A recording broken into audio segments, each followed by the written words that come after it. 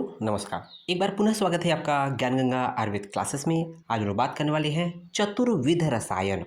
चतुर्विध रसायन ये चैप्टर जब आया है तो ये अपने आप में एक बहुत बड़ा रसशास्त्र का टॉपिक होने वाला है।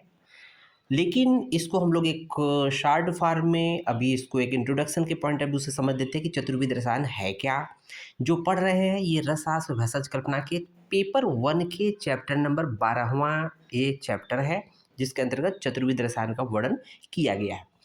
तो देख लेते हैं कि जो चतुर्विध रसायन, चतुर्विध नाम से जैसा कि जानते हैं, चतुर्विध में 4 प्रकार के रसायन की बात करते हैं। तो रसायन क्या है? जो रसायन शब्द है 2 शब्दों से मिलकर बना हुआ है, रस प्लस अयन। रस का मतलब अब लोग जानते हैं, पढ़ लिख के आए हैं, फर्स्ट ईयर सेकेंड ईयर।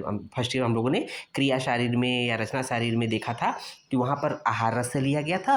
और अयन का मतलब होता है वहाँ पर अयन जो है स्रोतस का पर्याय है या इसको मार्ग बोलते हैं।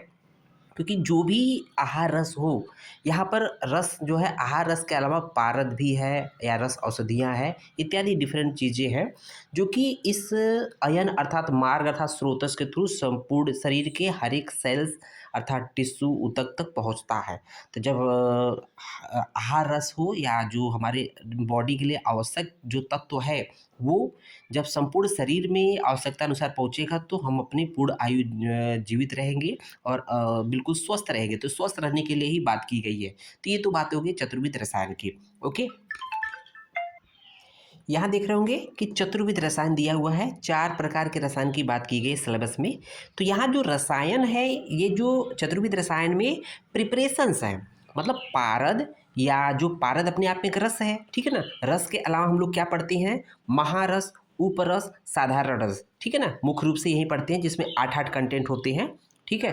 तो पारद के साथ अन्य द्रव्य, चाहे वो महारस हो, चाहे उपरस हो, चाहे साधारण रस हो, इनको लेकर जो प्रिपरेशन की जाती है ये कहीं न कहीं ये चतुर्विध रसायन में आते हैं।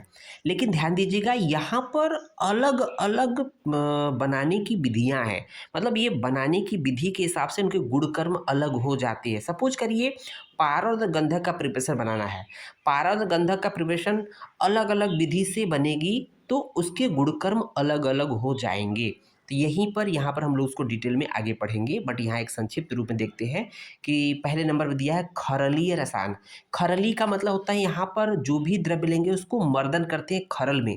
खरल का मतलब जो घर घर पे ओखली होती है, ओखली देखते होंगे पहले के समय में, जो पत्थर की जो ओखल होती थी, खरल होती है, उसको मूसल से या मर्दन, आज के समय में सिलबट्टा हो, मतलब सिलबट्टा हो गया या कह सकते हैं कि दस्ता हो गया। तो तमाम चीज़ें हैं आज के समय में भी घर पे। तो यहाँ पर पत्थर या मेटल के जो भी खरल होते हैं उनमें मतलब प्रिपरेशन की जाती है, उसको खरली रसायन बोलते हैं, ठीक है। अब यहाँ पर इसके द्वारा क्या क्या बनने हैं, छोटा सा एग्जाम्पल है श्वास कुठार रस, ठीक है। दूसरा है वात विध्वंसक रस, ठीक है, इसके अंतर्गत पढ़ेंगे दोनों को। दूसरा जो रसायन है परपटी रसायन या परपटी कल्पना। जैसा कि नाम है परपटी, तो परपटी का मतलब होता है पापड़। इसमें जो भी औषधि बनती है इसको बिल्कुल पापड़ की तरह चिपटा कर दिया जाता है, बिल्कुल प्रेशर देकर, ठीक है। तो उसमें केले के पत्ते का प्रयोग किया जाता है, ठीक है, गोबर का प्रयोग करते हैं। तो कैसे बनता है, क्या बनता है, अलग बात करेंगे। उसका एग्जाम्पल है लोह परपटी और सुधा परपटी, ठीक है ना। सुधा मतलब चूना, ठीक है।